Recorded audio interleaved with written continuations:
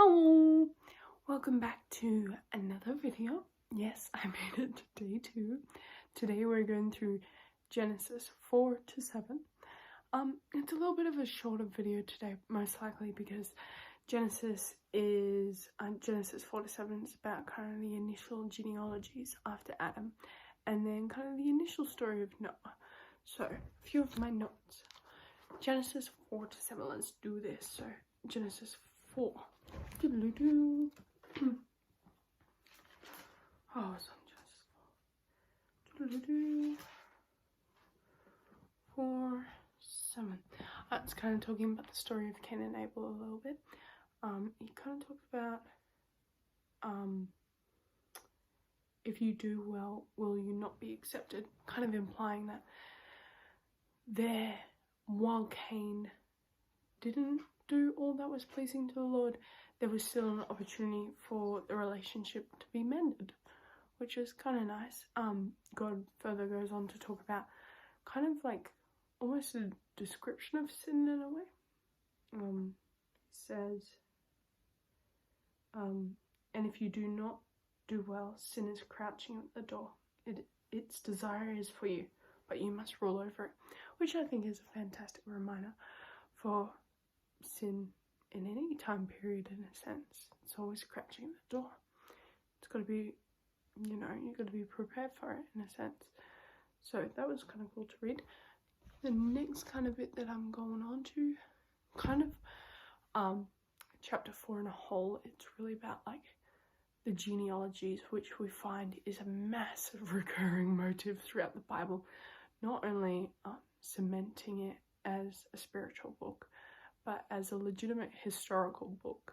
Like, this is very meticulous with its records, detailing when people were born, how long they lived for, and stuff like that. I think what's also really evident in kind of this chapter 4 area is that lifespans of humans get significantly shorter as the corruption of the world increases.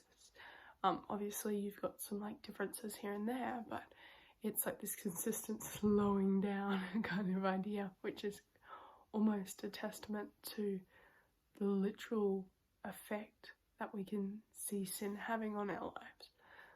I'm gonna bump over to, well, that was kind of what chapter 5 covers, the increasing corruption in a sense. But straight to chapter 6. I love how the chapters are so short earlier in Genesis. It's so good. Chapter 6. Something I found interesting in verse 3 was when it says, "Then the Lord said, my spirit shall not abide in man forever, for he is flesh, his days shall be 120 years. It's talking about almost revoking the spirit in a way, which I guess in a sense he later returns in the New Testament. So it's not only are we seeing a picture of the Father and the Spirit, but a promise, not a promise in a sense, but how the Spirit is returned in the New Testament. And yeah, that's kind of that relationship between God and man is refulfilled. What else have I got? Number 6. Oh, talking about Noah finding favor with the Lord and talking about Noah's righteousness.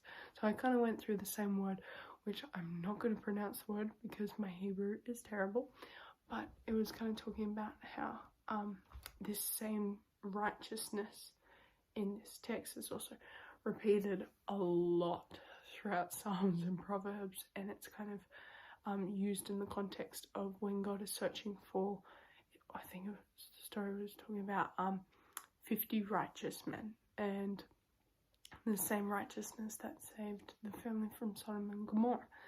So it's a righteousness that is acceptable to the Lord, a righteousness that saves in a sense. So that was really cool, and I think that's all my notes for today's Bible reading. So that's all for now.